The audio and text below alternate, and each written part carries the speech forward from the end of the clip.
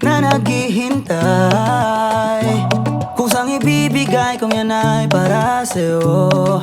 Kahit saan ka tumitig, kahit saan lumingon, di na kailangan pang humanap ng iba. Dahil tayo'y iisa lang sa una din natin